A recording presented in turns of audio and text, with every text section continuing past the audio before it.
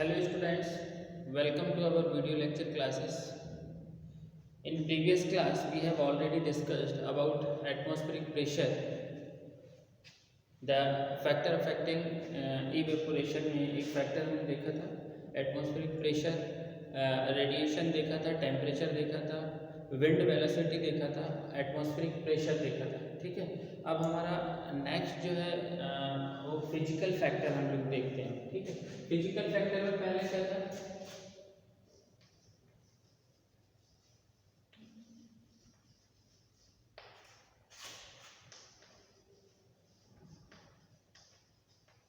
Physical factors में पहला था हमारा वाटर क्वालिटी।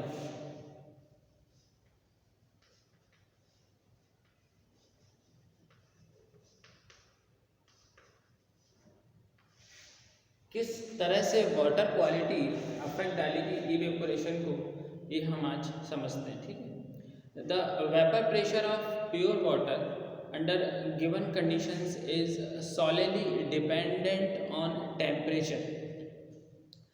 केवल और केवल एक ही चीज़ पे डिपेंड करेगा वेपर जो वाटर है, vapour pressure of pure water केवल एक चीज़ पे डिपेंड करता है और वो है सिर्फ टेम्परेचर पे। ठीक है, when a solute is dissolved in water the vapour pressure of water is decreased.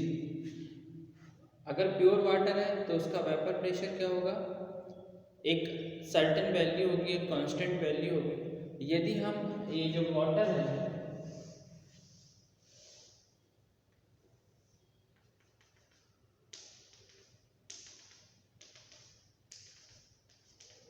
इस पे हम यदि कोई सॉल्यूट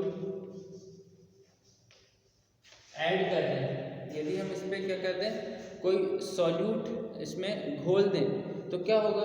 इसका वेपर प्रेशर डिक्रीज हो जाएगा। ठीक है, जैसे कि शुगर है या साल्ट है या साल्टी वाटर है या फिर प्योर नहीं है, कोई भी सब्सटेंस यदि घोला है as a solvent, sorry as a solute. ठीक है, सॉल्वेंट क्या है? वाटर है। सॉल्यूट हमने अगर शुगर ले लिया, ठीक है, या फिर साल्ट ले लिया कोई भी, या कोई भी इम्प्योरिटीज है वाटर के अंदर, हार्डनेस है ना, तो उसका जो वेपर प्रेशर है वो क्या हो जाता है? Decrease. Since the evaporation is proportional to the difference between the vapour pressure of water and vapour pressure of air, the process of solute water reduce the vaporization या इवेपोरेशन। ठीक है, हमने पहले देखा था कि evaporation is proportional to difference between vapour pressure of water and vapour pressure of air. इसका जो वाटर का वेपर प्रेशर जो होगा यहाँ पे और एयर है यहाँ पे, ठीक है, एयर का भी कुछ ना कुछ वेपर प्रेशर होगा। ठीक है, एयर का भी कुछ अपना वेपर प्रेशर होगा और इस जो सॉल्यूशन है या वाटर है इसका भी अपना कुछ वेपर प्रेशर होगा। तो वेपर इवेपोरेशन किस पे डिपेंड करता है? ई ए माइनस ई डब्ल्यू। ठीक है, या ई डब्ल्यू माइनस ई ए, उसमें से उसको माइनस करेंगे, जो बड़ी राशि या बड़ी क्वांटिटी जो होगी उससे उसको माइनस करेंगे तो हमको डिफरेंस मिलेगा, और ये डिफरेंस ही डिपेंड करेगा इवेपोरेशन कितना होगा। हमने पहले भी ये देखा था। ठीक है, तो the evaporation is proportional to difference between the vapor pressure of water and vapor pressure of air. The presence of solute in water reduce the evaporation. अगर solute present है वाटर में तो क्या होगा? इसका वेपर प्रेशर कम होगा, और इसका वेपर प्रेशर कम होगा तो दोनों का डिफरेंस कम हो जाएगा। ठीक है, डिफरेंस कम हो जाएगा तो इवेपोरेशन रेट कम हो जाएगी या अमाउंट ऑफ इवेपोरेशन कम हो जाएगा। ठीक है, तो the presence of solute in water reduces the evaporation. यहाँ तक समझ में आता है। Evaporation decreases by 1% for every 1% increase in salinity, and therefore the evaporation of seawater with an average salinity of 3.5% is 2 to 3% less than the evaporation of fresh water. जो सी मतलब जो समुद्र है वहाँ पे क्या होता है, सैलिनिटी ज़्यादा होती है। सैलिनिटी ज़्यादा होने के कारण क्या होता है, उसका वेपर प्रेशर कम हो जाता है। ठीक है, अगर सैलिनिटी ज़्यादा है तो उसका वेपर प्रेशर क्या हो जाएगा, कम, और वेपर प्रेशर कम हो जाएगा तो क्या होगा, एयर और इस वाटर का जो वेपर प्रेशर डिफरेंस है वो कम हो जाएगा। जब डिफरेंस कम हो जाएगा तो इवेपोरेशन रेट कम हो जाएगा या अमाउंट ऑफ इवेपोरेशन कम हो जाएगा। तो ये देखा गया है कि average salinity of 3.5% is 2 to 3% less than the evaporation of fresh water. यदि एवरेज सैलिनिटी जो 3.5% अगर पाई जाती है तो वहाँ पे क्या होगा, as comparison to fresh water यहाँ पे 2 to 3% इवेपोरेशन लेस हो जाता है। कितने परसेंट सैलिनिटी पे, 3.5% सैलिनिटी पे, ऐसा ये देखा गया है ऐसा। ठीक है, the turbidity of water, another aspects of water quality. Water में टर्बिडिटी भी हो सकती है,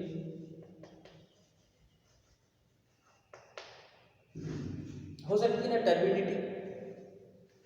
टर्बिडिटी भी वाटर क्वालिटी को कम करता है। तो एक एस्पेक्ट ये भी है कि अगर टर्बिडिटी होगी तो क्या होगा, the turbidity of water and other aspects of water quality probably has little direct effect upon evaporation, although by affecting the albedo of water and consequently its heat budget, it may have an indirect effect। ये उतना ज़्यादा turbidity effect डालती तो है but उतना significant amount में turbidity effect नहीं डालती। टर्बिडिटी क्या होती है, जिसको हम आवश्यक मतलब जो नीचे जो बैठ रहता है ना उसको हम क्या बोलते हैं, टर्बिडिटी। या आप देखना वाटर अगर क्लियर नहीं दिखता है, क्रिस्टल क्लियर आर पार, तो इसका मतलब क्या है, उसमें टर्बिडिटी है। ठीक है, धुंधला सा दिखता है। ठीक, अब हम देखते हैं size of water surface.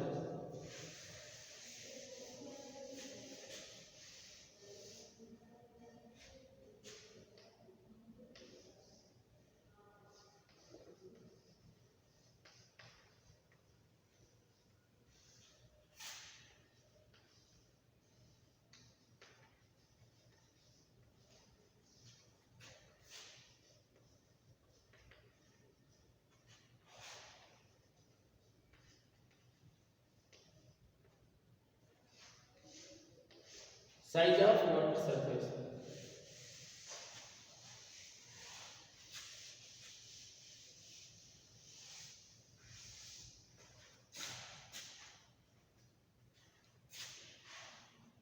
Size of water surface in the sense the depth of evaporation from larger surface area is less compared to evaporation from smaller surface area, although of course the total volume of water evaporated will be more in the former।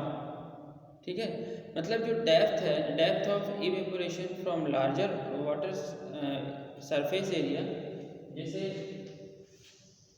ये open water है, ठीक है, इसका surface area large है, जो sun rays आ रही है ये लार्ज एरिया में एक्सपोज हो रहा है। ठीक है, बट ये जो है हमारे पास ये स्मॉल वाटर सरफेस एरिया है, ये वाटर बॉडी जो है स्मॉल वाटर सरफेस एरिया है, ये लार्ज वाटर सरफेस एरिया है। तो कहाँ ज़्यादा इवेपोरेशन होगा, लार्ज, ऑब्वियस सी बात है, लार्ज वाटर सरफेस में ज़्यादा इवेपोरेशन होगा।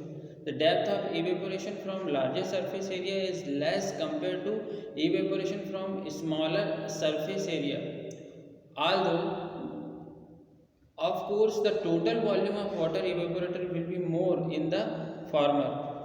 इसमें तो ज़्यादा होगा, जो टोटल वाटर इवेपोरेशन इसमें ज़्यादा होगा, बट अगर डेप्थ ज़्यादा है, डेप्थ ऑफ इवेपोरेशन की बात करें तो लार्जर सरफेस एरिया में कम होगा। ठीक है, यदि ये ज़्यादा डेप्थ में है, इसकी गहराई ज़्यादा है, तो क्या होगा, इवेपोरेशन कम होगा। हमने देखा था कि जो ज़्यादा अगर गहरा है वाटर बॉडी तो क्या होता है, एनर्जी जो है वो एनर्जी का कुछ पार्ट अंदर स्टोर हो जाता है, ठीक है। तो the reason for this phenomena is that the air moving across a large lake और reservoir will gradually increase its water content and thus lower its water holding capacity। क्या होता है, एयर का मूवमेंट भी इफेक्ट डालता है इसमें। तो ये सब बातें हैं छोटी छोटी, कोई बहुत ज़्यादा इम्पोर्टेंट नहीं है ये, ठीक है। नेचर ऑफ इवेपोरेटिंग सरफेस देखते हैं।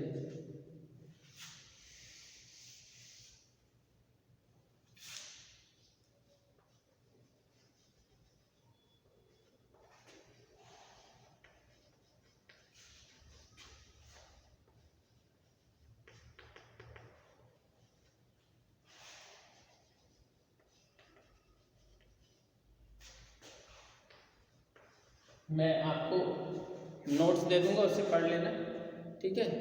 बहुत इतना इम्पोर्टेंट नहीं है, समझने का इसमें कुछ नहीं है, ठीक है। Nature of evaporating surface, all surfaces exposed to precipitating और precipitation are potentially evaporating surface. All surfaces exposed to precipitation are potentially evaporating surface. They may be broadly classified into three groups: land surface, snow surface और water body, ठीक है। जो हम surface की बात कर रहे हैं, नेचर ऑफ इवेपोरेटिंग सरफेस, तो तीन तरह की सरफेस हो सकती है। तो लैंड सरफेस हो सकती है,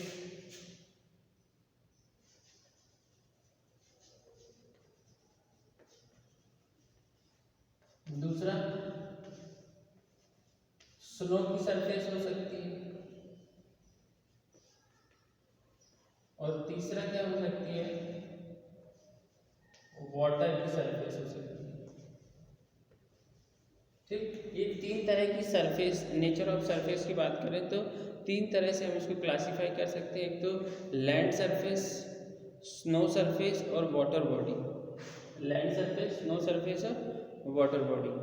तो द अबव जो सरफेसेस हमने देखा है, ये भी इफेक्ट करती है रेडिएशन पे, टेम्परेचर पे, है ना। तो the rate of evaporation from the saturated soil surface is approximately the same as that from an adjacent water surface of the same temperature, ठीक है। जितना रेट इस लैंड सरफेस पे होगा इवेपोरेशन का, उतना ही रेट क्या होगा इस वाटर बॉडी पे भी होगा, सेम टेम्परेचर पे, ठीक है। The rate of evaporation from the saturated soil surface is approximately the same as that from adjacent water surface of the same temperature. But कब होगा, लैंड सरफेस और वाटर बॉडी है जो, उसमें इवेपोरेशन रेट जो है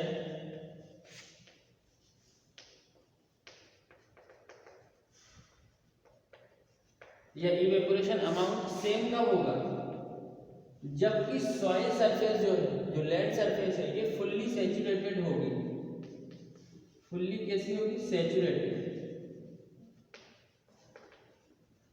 जब ये फुल सैचुरेटेड होगी तो इस पे और इस पे जो इवेपोरेशन अमाउंट है, ये रेट है, वो सेम होगा एट द सेम टेम्परेचर। जैसे अगर 40 डिग्री सेंटीग्रेड की बात करें, इस पे भी 40 डिग्री सेंटीग्रेड टेम्परेचर बन रहा है रेडिएशन से, इस पे भी 40 डिग्री सेंटीग्रेड बन रहा है, तो दोनों में जो अमाउंट ऑफ इवेपोरेशन होगा वो सेम होगा। कब, जबकि ये फुल्ली सैचुरेटेड है, इसके पोर स्पेस वाटर से पूरी तरह फिल है। सैचुरेशन समझते हैं आप, कि जो सॉइल है ये फुल्ली वाटर से सैचुरेट है, उसके जो all the pores are filled with water, ठीक है, जो पोर स्पेस है इसके अंदर, सॉइल के अंदर, ठीक। तो evaporation decreases as the soil begins to dry, और डिक्रीज होना चालू हो जाएगा लैंड सरफेस पे evaporation.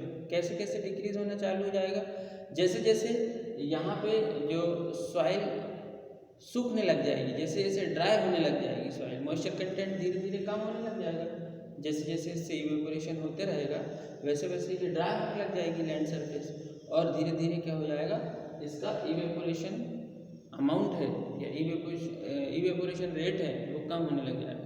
The rate of evaporation therefore is limited by the availability of water और इवेपोरेशन अपॉर्चुनिटी। मतलब जैसे जैसे वाटर की अवेलेबिलिटी कम होते जाएगी वैसे वैसे इवेपोरेशन रेट भी कम होते जाएगा। ठीक,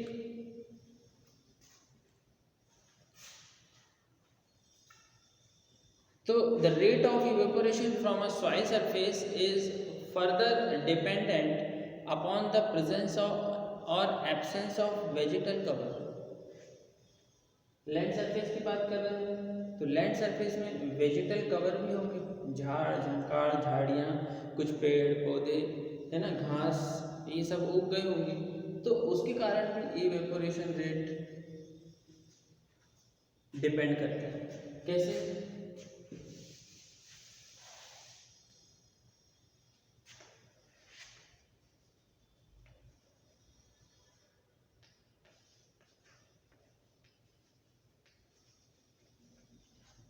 एब्सेंस पे भी डिपेंड करता है और प्रेजेंस पे भी डिपेंड करता है। अगर वेजिटल कवर होगी तो भी वहाँ पे इवेपोरेशन कुछ और होगा, और वेजिटल कवर नहीं होगी तो भी वहाँ पे इवेपोरेशन रेट कम होगा। तो अब देखते हैं, for the same evaporation opportunity the evaporation rate decrease in the following order: bare ground, grass ground, crop land, light forest और डेंस फॉरेस्ट। ठीक है, मतलब अगर सेम अपॉर्चुनिटी है दोनों के पास, टेम्परेचर सेम है, सॉइल फुल्ली सेचुरेटेड है, ठीक है, तो सबसे पहले जो इवेपोरेशन है, ठीक है, उसका ऑर्डर क्या होगा, इवेपोरेशन रेट डिक्रीजेस। सबसे पहले बेयर ग्राउंड में सबसे ज़्यादा इवेपोरेशन होगा।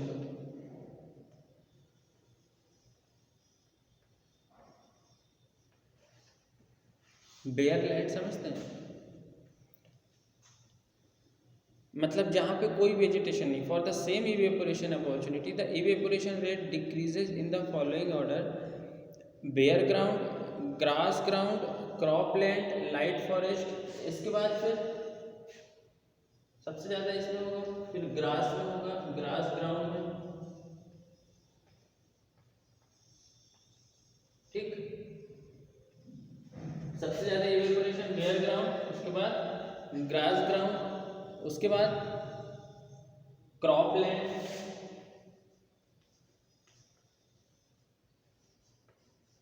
फिर उसके बाद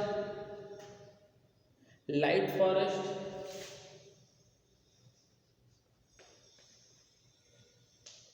मतलब जहाँ पे फॉरेस्ट कम है, और उसके बाद फिर डेंस फॉरेस्ट, जहाँ पे बहुत ज़्यादा फॉरेस्ट है, मतलब घना जो जंगल है, डेंस फॉरेस्ट।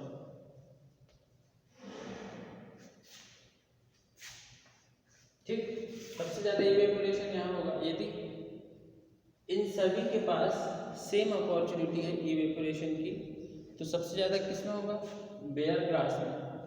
सारी कंडीशन सेम होगी, टेम्परेचर सेम है, सॉइल का सेचुरेशन सेम है, वाटर कंटेंट सेम है, वाटर होल्डिंग सेम है, तो सबसे पहले किस में इवेपोरेशन सबसे ज़्यादा होगा, बेयर ग्राउंड में, उसके बाद ग्रास ग्राउंड में, फिर बेयर मतलब जहाँ पे कुछ नहीं है, सीधे समतल है, कोई वेजिटेशन कवर नहीं है, ठीक है। तो evaporation from a surface covered with snow can occur only when the vapor pressure of the overlying air is less than the vapor pressure of the snow surface. Evaporation from the surface covered with snow can occur only. evaporation snow surface पे तभी हो सकता है जबकि जो snow surface पे जो vapour pressure है, ठीक है, वो जो वेपर प्रेशर है एयर से क्या हो, लेस हो, ठीक है।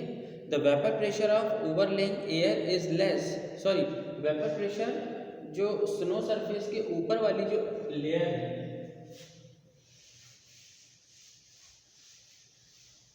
ये स्नो है,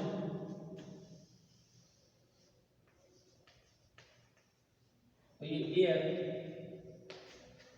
तो यहाँ पे इवेपोरेशन कब होगा? Evaporation from a surface covered with snow can occur only when the vapour pressure of the overlaying air is less.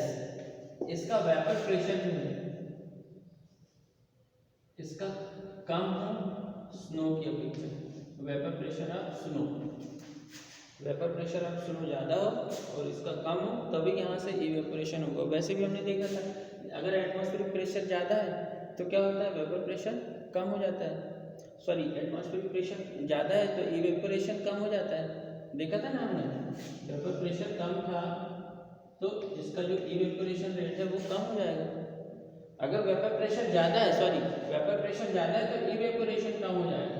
Evaporation, ये वेपर प्रेशर एटमॉस्फेरिक का या एयर का, ठीक है। तो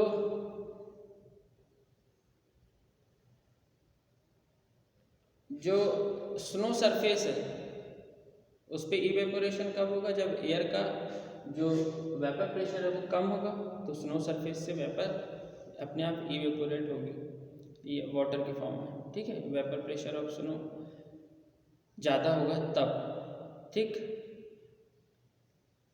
अब बात करते हैं for a given difference between surface and due point temperature.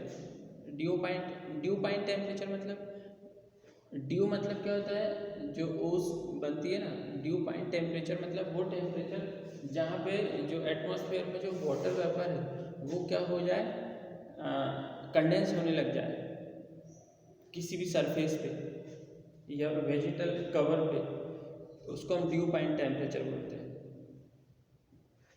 तो ये था नेचर ऑफ इवेपोरेटिंग सरफेस। कोई बहुत खास नहीं है, आप इसको पढ़ के भी खुद से समझ सकते हैं।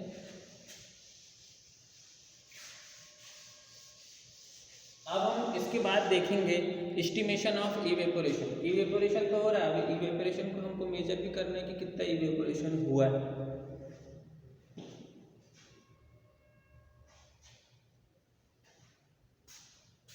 तो थैंक यू स्टूडेंट्स, हम नेक्स्ट क्लास में देखेंगे एस्टिमेशन ऑफ इवेपोरेशन।